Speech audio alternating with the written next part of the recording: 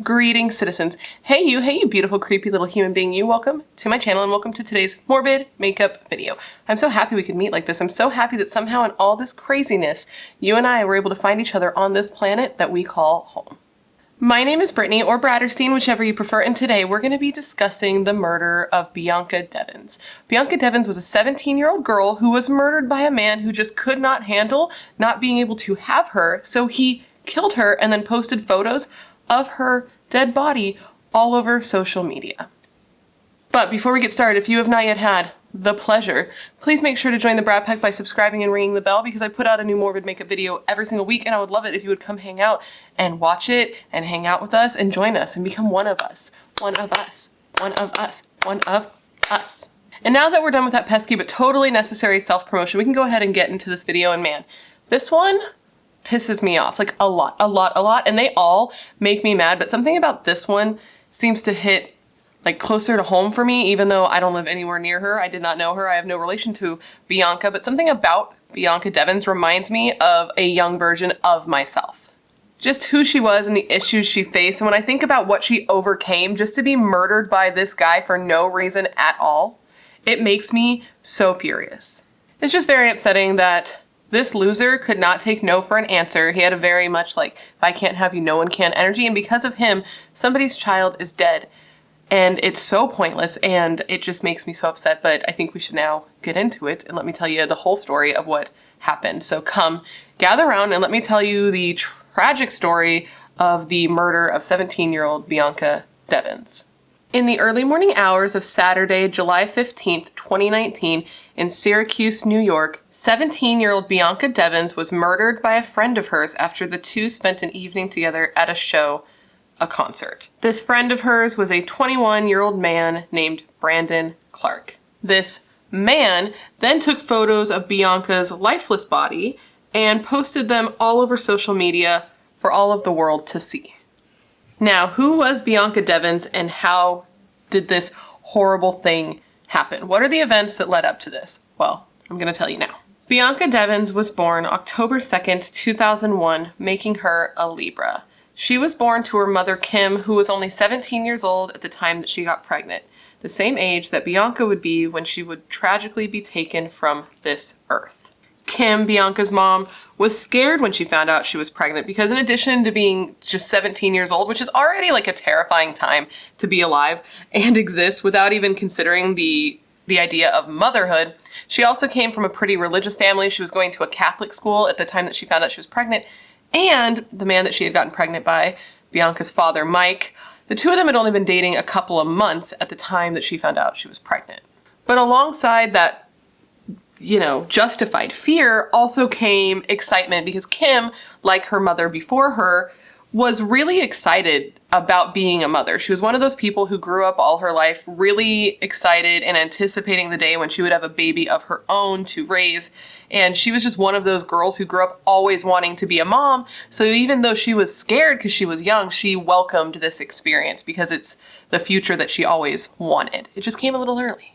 Though Kim and Mike had only been together a short time when they found out they were pregnant, they decided, we should probably stick it out, make this work. They still, liked each other. They were new in their relationship. They were in that honeymoon phase. So they decided they were going to stick it out and try to make it work. And in October of 2001, they welcomed their first baby girl that they named Bianca to the world. And 2 years later, they had another daughter, another baby girl who they named Olivia. Olivia and Bianca were incredibly close growing up, with Olivia wanting to be just like her big sister, you know how it goes, idolizing her and just loving her, and then Bianca being fiercely protective of her baby sister, like a big sister often is.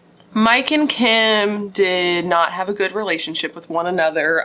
Kim reported that Mike was verbally abusive and that police had to come out to their home many times during the years that the two were together, and that in their relationship, Bianca had become her sort of self-appointed protector and would often put herself between Kim, her mother, and Mike, her father, when the two were fighting. And this is just one of those points in reading about Bianca that reminded me of myself, because I am the eldest daughter in my family, and when my mom and her ex would fight, I would bulldog and puff my chest and get between them. And it's just what, the oldest daughter does, especially when your mother's all you have, and in a relationship where you see your mom often getting, into a bad situation, you feel like she's all you have and you're all she has. So I can completely relate to that, but anyway. The couple did try to separate once when Bianca was around 9 years old, but they ended up again trying to reconcile, trying to stay together, trying to keep their family together. But eventually they did fully separate in 2015 and they never got back together. Once her father left, like the family was better because, you know, it had that toxic energy out. The fighting is not good for kids, but Bianca still felt a little sad. You know, this was her dad. This was a man who had been there her whole life, and now that he had left, he pretty much cut off most contact with her. It was, you know, she felt abandoned. Of course she did. That's your dad, and he bailed out. Bianca suffered a small amount of separation anxiety in her early years, but she had started to improve and became a relatively extroverted and popular girl until she reached her teenage years. At this point, in her teenage years, that's when her real struggle and journey with mental illness would begin. Bianca in her teenage years just lost interest in everything. She would open up a bit to the people she was the closest with, but overall she became pretty introverted and had a lot of trouble socializing with people. She was suffering from anxiety and depression, and even though she was in therapy, it didn't really seem to be helping her. It was because of Bianca's own difficulties navigating her mental illness that once she graduated high school, she was actually planning on studying psychology in the fall because she enrolled in college, because she wanted to learn how to better understand herself and to help other people better understand themselves and their mental health and what's going on inside their heads. In addition to the anxiety and depression that Bianca suffered with, she was also diagnosed with borderline personality disorder and post-traumatic stress disorder, and often found herself triggered by audio stimuli, and this would cause panic attacks that would make it so she couldn't go to school, or if she did go to school, she would end up in the nurse's office and have to be picked up midday. Like, she couldn't get through an entire day because of the panic attacks that this poor girl would experience. And this is the type of thing that if you've never experienced, it's going to be really hard to imagine panic attacks and anxiety and being completely overwhelmed, particularly when it's an auditory stimuli. Like, it just brings with it this sense of overwhelming dread that you feel like you can't escape, and you feel like you just need to go and get out and get away right then. It's like a fight or flight thing is triggered in your body, and you immediately like need to get out. It's an awful thing, and I'm really sad that she had to experience that, because it's really, really shitty. It's a very shitty thing to have to live with. It got so bad for Bianca that towards the end of her senior year, she actually ended up being enrolled in the homebound tutoring program, which I looked into it, and it looks like, from what I read, that it's a temporary homeschool situation. It was during this time in isolation where she was not going anywhere and just staying home that she got really interested in social media. I mean, she was like young, so she was already into social media, but being at home, she started to get really into it because she was always on the computer and always in the house and always on her phone. And she was active on a lot of different social media platforms. After Bianca died, the media kind of like pushed this narrative that she was a social media star or influencer that was killed by another social media star influencer. But in reality, she was just like a pretty girl. She had around 2,000 followers on Instagram, but she was very interactive on her platform. She would talk to people a lot, get a lot of engagement, and she was active on Instagram, 4chan, and Discord. But she wasn't like a social media star. I don't know why they pushed that narrative, maybe to make it more sensational, but she was just like a pretty girl who existed online, you know? But Bianca was a quirky little e-girl, and if you're unfamiliar with what an e-girl is, I'll post some photos of her. It's a style thing. It's very similar. I believe it's like this generation. I'm aging myself, but this generation's version of like a scene girl, which is what I was in high school and what I still sort of am, if we're very real here. She was just a bit quirky. She went to shows, she cut her hair short, gave herself bangs, and dyed it weird colors. She was into anime and drawing and painting and art in general. She was a really, really talented artist. I saw some of the paintings that she did and I was just like, I could never. She was known as being eccentric and a little bit erratic, but overall, the best way I heard her described and the way she was most often described was just caring and loving. Bianca was the therapist friend. She was that one who would sit there and listen to you and make you feel special and important and heard, even though she was struggling with a lot of different things herself while helping you deal with the things you struggled with. And this girl was gorgeous. She stood at a tall 5'10", and she had just the most striking physical presence with an elfish quality to her features, which I can only imagine she loved since she was into the whole anime thing. Just based on the picture I have of her painted in my head and her personality, I could see that she would love that. She had a gorgeous smile and these pretty brown eyes and this little upturned nose. Like, she was super pretty, and she even dabbled in a bit of modeling, and I think that she probably would have been very successful in that avenue. With Bianca's good looks and her kindness and her just overall attentive and compassionate nature, she did get a lot of attention, particularly from men on 4chan. Which, okay, hear me out. I've heard of 4chan, but I'm like a 32-year-old lady, and I'm not super familiar. I've never used it, but what I've gathered from what I looked up on the internet is that Discord is sort of like a social media site, right? Where there's like different groups, like chat groups, and you can talk with like-minded people who are into the things you're into. Correct me if I'm wrong. Youths, hello? Hello, fellow kids. And from what I looked into, Bianca was in these like e-girl groups, okay? And it was filled with other e-girls and the guys who like liked e-girls. And these guys would like kind of just talk to them all the time, and this is where they could meet up with them and like worship them. And they were referred to as orbiters because they were just like surrounding all of these girls. Okay? Please, God, if you know better than me, please let us know down below, because I am really showing my age, but that's the way I understood it. Through these groups online, Bianca was able to make friends and meet guys and, you know, just like get the attention that she wanted, because at that age, all these young girls are just wanting attention, and just like in general, that's what girls that age are wanting. And since she didn't really go out into the world, these are the interactions that she had. She made friends and like talked to people online, and this was her community.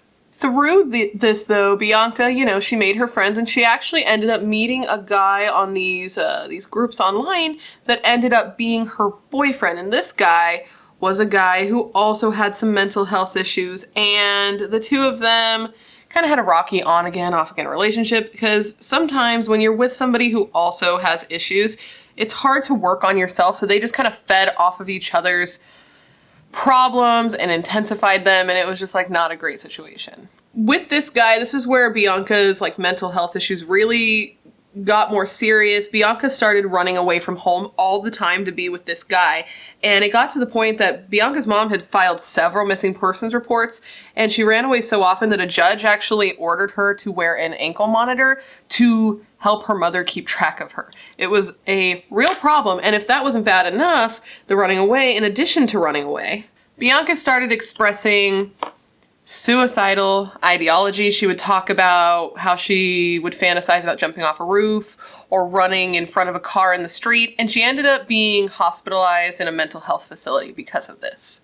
But this actually ended up being one of the best things that happened for Bianca, because during her stay in the mental health facility, she found that she was improving, and by 2019, Bianca was starting to overall seem better. Things were looking up for her. This girl had had a hell of a year, to be sure, but she was now in therapy, and she had a counselor that seemed to be actually helping her. It was helping her reduce the suicidal thoughts and helping her find ways to actually cope and live with her anxieties. She started building connections with people and repairing the connections she had with her family. She was actually even able to come home and graduate high school, and in her own words, she had really been happier and was just doing better in general. It was in the spring of 2019 when Bianca met another friend online. A 21-year-old man named Brandon Clark from the Syracuse area of New York. It was a little less than an hour away from Bianca's home in Utica. From what I'm able to tell online, the two of them met in one of those groups on either 4chan or Discord, and they developed a friendship online. Though Brandon wanted more than friendship. I mean, who wouldn't? Bianca was beautiful. But apparently Bianca was pretty clear with Brandon. Like, she verbally told him on several occasions that she did not want a boyfriend. She was only 17 years old. She had just graduated high school and was going to be leaving for college. She was just getting her life on track, and she did not want to be in a relationship. But this didn't stop Brandon, who wanted more, from referring to himself as her boyfriend, from being around often, even though he knew that what he wanted wasn't what she wanted. And he even went as far as to getting a tattoo on his leg for Bianca. It was a child's swing, which was something that Bianca really loved. Bianca was just clearly not as invested in this friendship as Brandon was. She would often complain to her friends about how Brandon was a little possessive and would send her like weird messages and was just always trying to be around. But she, you know, she was a nice girl. She wanted to be his friend. She liked the attention that he gave her. I mean, she was a teenage girl who likes attention, and he was basically worshiping her. So she did keep him around and was his friend. But she told him, like, we're just friends. So it's a little bit dicey. So, who was Brandon Clark? Brandon Clark was born October 6, 1997, making him a Libra also, same as Bianca. Brandon is said to have been a nerdy kid, polite but shy and a bit obsessive when it came to anything he was really interested in. He had a bit of a troubled upbringing, and a good example of this dynamic he had in his life during his formative years is that Brandon's father was actually arrested when Brandon was around 12 years old after he held Brandon's mother at knife point while police sat outside. You know, it was a hostage situation for about 10 hours because he believed that his girlfriend, wife, I'm not sure if they were married, Brandon's mother, was unfaithful to him. Shortly thereafter, Brandon's mother also got arrested on an unrelated charge, and Brandon was put into the foster system. And, you know, that is definitely a shitty way to spend your developmental years with no stability or strong familial ties. But Brandon overall seemed pretty well adjusted considering his upbringing, at least on the surface. Bianca's mother, Kim, had met Brandon Clark and thought that he was like a fine, nice, and polite guy. She trusted him enough to even let not only Bianca, but her younger daughter, Olivia, hang out with him unsupervised.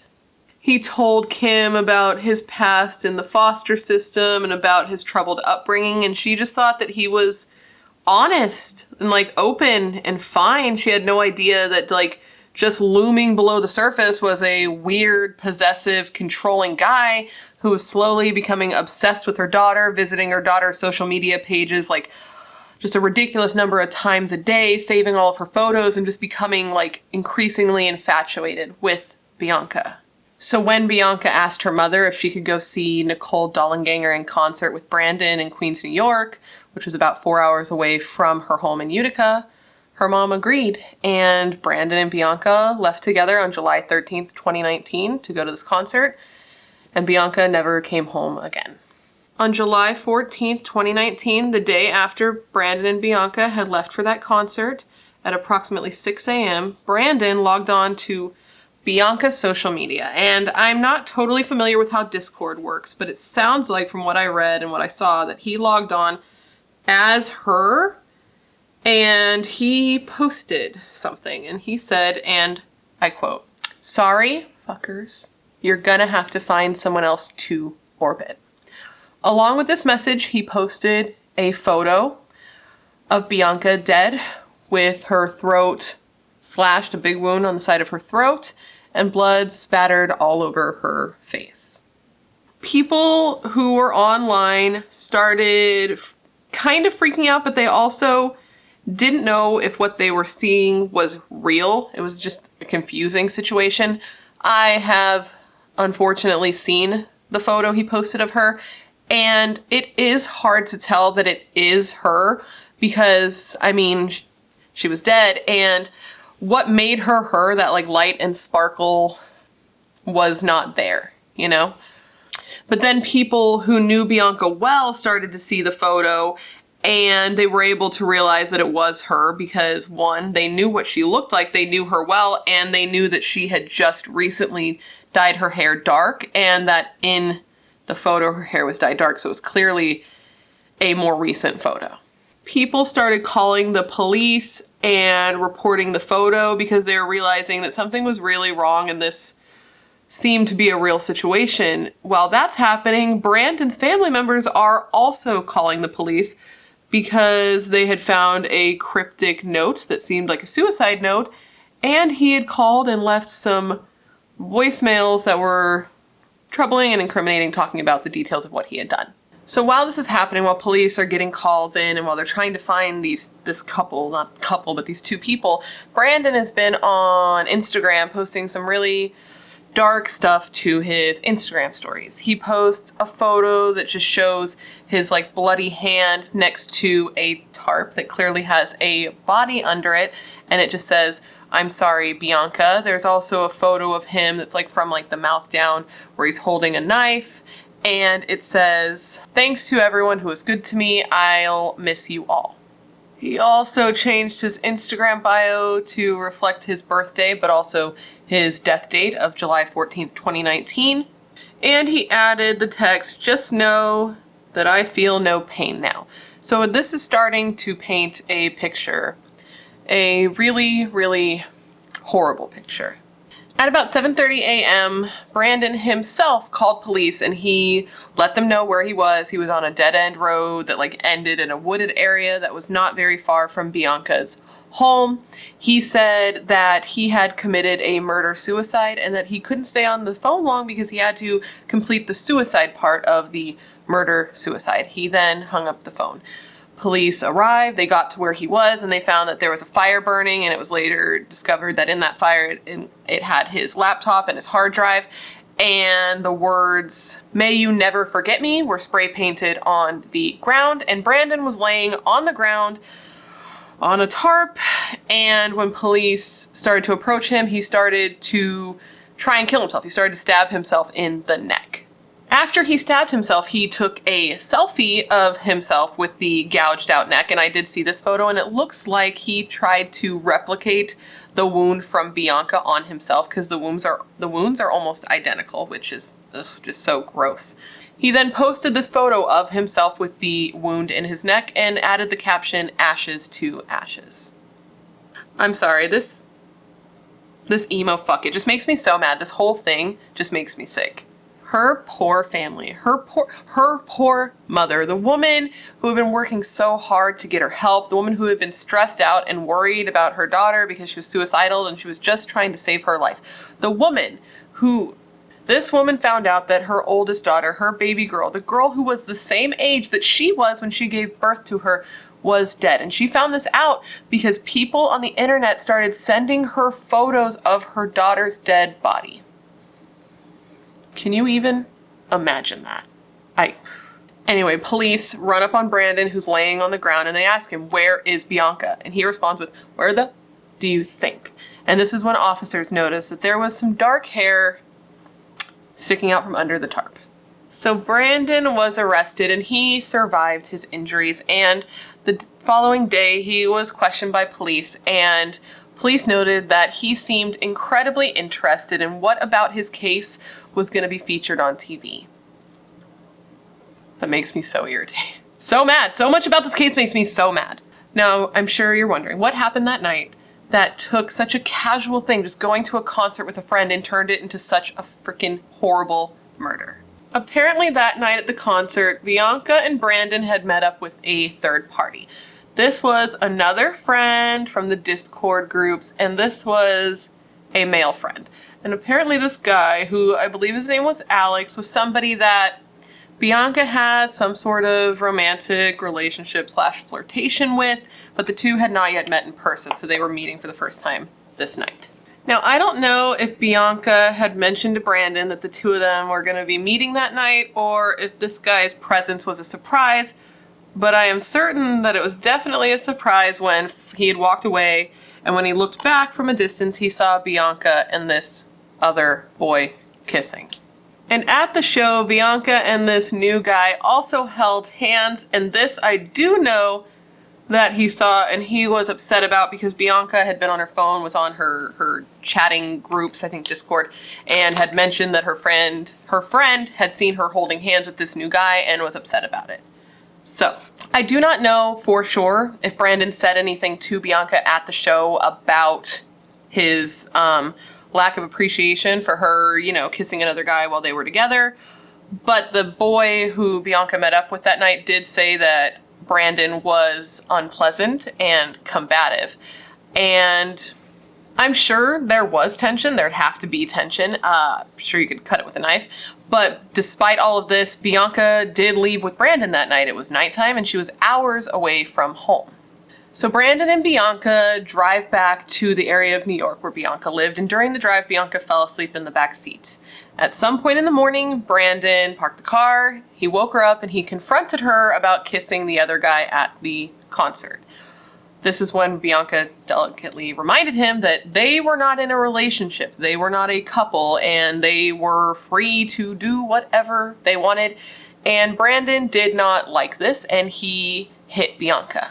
She then, rightfully pissed off, said, you know, I'm about to get out of this car, I'm gonna walk home. She was threatening to leave. And Brandon got pissed and he attacked her with a knife. It looked like a large hunting knife. Apparently he had brought this with him. It was in his trunk. He had went and retrieved it from the trunk and hid it next to his seat. Bianca had no time to defend herself. She did not see it coming, and she died from a pretty severe wound to her neck. We know this because not only did Brandon take photos of the murder after the fact, he also had set up his phone and took a video of the entire murder, and he also videotaped Bianca taking her last breaths because he's a loser. Brandon Clark was charged with second-degree murder, which really irks me because as I was reading this, it seems pretty apparent that this was a premeditated crime, right? Just having the knife with him and having it hidden next to the seat seems to indicate premeditation and that it was planned, but a second-degree murder charge implies that it wasn't planned, that it was actually a spontaneous murder. I fully disagree with this because it was planned. I don't know if he planned it when he picked her up for this concert or if he planned it once he saw her kissing this boy, but he planned to kill her, and a second-degree murder charge seems way too light, in my humble opinion. There was also a ton that came out at the trial that showed that this was clearly premeditated. That day, he had made a list of things he wanted to do that day, and on that list was to change his Instagram bio to include his death date. It also showed that leading up to the murder, in the days leading up to the murder, he had been Googling carotid artery, how to locate the carotid artery, and how to incapacitate somebody. Okay. It also showed that he had actually looked up how to live stream the murder. He wanted to live stream the murder, but decided instead to just record it so that he could watch it himself later. It also showed how often he went to Bianca's social media accounts and saved her photos. I mean, this guy brought the knife, hid the knife, brought the spray paint to spray paint his little message on the street, "May you never forgive me," on the street. Like, this guy planned this. It is incredibly apparent to me. Brandon Clark pled guilty to the second-degree murder of Bianca Devins and is looking at a possible sentence of 25 years to life for his crimes. But as of right now, when I'm filming this, he has not yet been sentenced because it keeps getting pushed back because of the... So we're just waiting for him to be sentenced at this time. Late last year, I believe it was October of 2020, Brandon actually tried to withdraw his guilty plea, which makes me very irritated. Apparently, initially, he had pled guilty to the second-degree murder charge because he wanted to make it easier on Bianca's family so they wouldn't have to hear all the details and so that they wouldn't have to see the video of him killing her. But, you know, he changed his mind and he tried to withdraw his plea. This was taken under submission from a judge because once you submit your plea, you're not able to change it, I guess. I have to get more clarification on that point. But the judge denied that, which good. The judge said, like, you had the opportunity, you were told you couldn't change this, and so no, you can't withdraw this. Your guilty plea stands. So now at this point, we are just waiting for him to be sentenced. It was supposed to happen late last year, but it has been pushed off, so we are still waiting. And that, my friends, is the horrible story of the murder of 17-year-old Bianca Devins. What do you think? I'm pissed. Right? Whenever I hear about this case, I get super pissed off, and I would really like to see the case file because I do not understand why the prosecution did not go for a first-degree murder charge. It doesn't make any sense to me. Like, when I look at this case, it's so clear that it's premeditated that I don't understand why they agreed to go for a second-degree murder charge. The only thing that I could imagine is that it was because he agreed to confess and they wanted to make it easier on the family and they knew he'd be put away for most of his life anyway, that they were like, okay, if you agree to the second-degree murder charge and make it so the family doesn't have to deal with this, we will not go after the first-degree murder charge, even though we're pretty sure that we could convict you on that, you know? Because I do not see how there is any way anyone could look at this evidence and think that it wasn't planned. And the fact that he then tried to withdraw his guilty plea is so maddening to me, because like the audacity. It's so incredibly sad. And I get mad because I know that when she first died, I don't know if people are still saying it, but when she first died, there was a lot of people online, probably little stupid kids and teenagers, because teenagers are such dicks. But there were people who actually had the nerve to say that Bianca's attack was her fault, that she was leading him on and drove him to hurting her, which just makes me so annoyed. I hate that victim blaming bullshit. People are saying that because she knew that he wanted a relationship and she chose to continue hanging out with him, she was leading him on, which maybe that could be true, that she was leading him on a little bit. Maybe she should have stopped hanging out with him. Maybe she shouldn't have let him on, but maybe he should have just like fucked right the fuck off also. She was clear. She spoke with her words and told him like, hey, I don't want to be your girlfriend, and he wouldn't take no for an answer. Maybe he should have heard her and listened to her and respected the friendship instead of hoping that one day she would change her mind. Maybe that should have happened. She was 17 years old, okay? 17.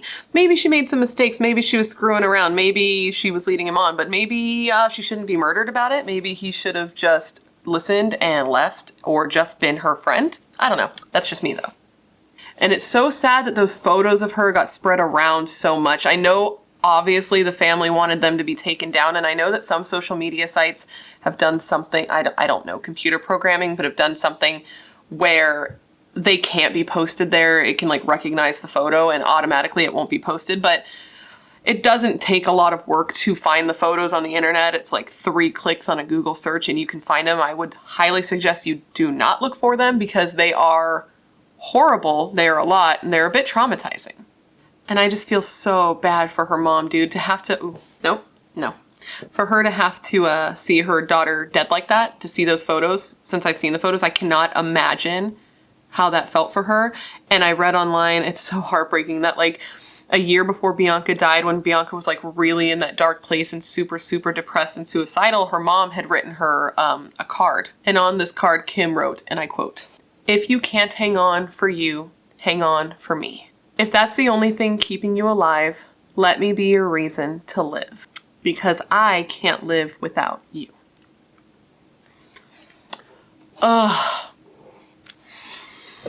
That's a lot. Bianca was getting better. She was going to counseling and she was putting in work, and she wanted to be better not only for herself but for other people. She struggled so hard through so many of the years leading up to her death, and all she wanted to do was get better and to help other people not struggle the way she did. And to everyone in Bianca's family, it seemed like she was getting better. She was gonna be okay. Kim said again, and I quote, "I fought for her for so many years, for so long, and we were finally coming out on the other end." And that just breaks my heart because she never got to experience that. Kim didn't get to experience knowing her daughter as an adult, a woman, and a mother. She didn't get to see her grow up and experience her becoming those things. The relationship you have with your parents can, not always, but it can change a lot when you're older because you see things from a different perspective. You see the sacrifices your parents make, and you also get to know them as humans and people, and she would get to know her mother as a woman and not just as her mom, and vice versa. Kim would have gotten to know Bianca as a woman and not just her daughter. And Kim was robbed of that. She was robbed of seeing her daughter grow up into a wife and maybe a mother and to be a grandmother to Bianca's children. And Bianca was robbed of all of that too. Bianca was robbed of a life and a future and of her improvement. She didn't get to experience how much better things could be. She didn't get to finish rebuilding herself or bettering herself, and she didn't get the opportunity to find that happiness that she wanted. Life is hard, and it's especially hard when you're 17 years old. Like, that's a shitty time. And it just breaks my heart that she never got a chance to see that it does get better. It can get better, and she was getting better, and she was working on getting better. And all of those possibilities were taken from her. They were stolen from her by some loser asshole. And then after that, after having everything stolen from her, she was then disrespected when he went online and posted her photos online and talked about how he was like screwing her, which I don't know if that's true. It might be true. They might have been in that sort of relationship, but he just disrespected her and her memory, and people can't get that image of her once they've seen her that way out of their heads. And I hate Brandon Clark for that. And I do feel bad for his family because people like to blame the family, and I'm not going to comment on that too much because every case is unique. It sounds like he had a bad run, but I do feel bad for his family because they are still losing him, and they have to live with knowing that that's the type of person he turned into.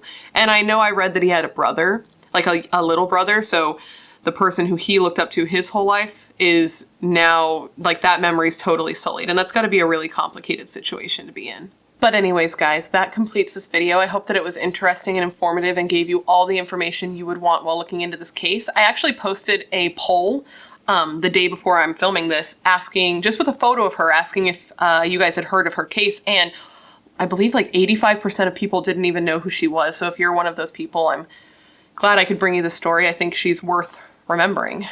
Please let me know of any cases you would like to see me cover in the future. I have a very long list of cases that I plan to cover, but every time you leave a suggestion, I put it on the list because I know you're filled with good ideas and good taste, otherwise you would not be here. Of course, please join the Brat Pack by subscribing and ringing the bell because I would love to hang out with you each week. And if you want to hang out and talk on a more consistent basis, you can follow me on Instagram or Twitter. They're both BRATTERSTEIN, like my namesake here, and I'm on there way too much. I'm on them every single day. And if you want to participate in polls and get sneak peeks of upcoming cases, Instagram stories is the place for that. And with all of that said, thank you for being here when you could literally be anywhere else in the world. That's tight, you are tight, and I hope to see you in my next video. Bye.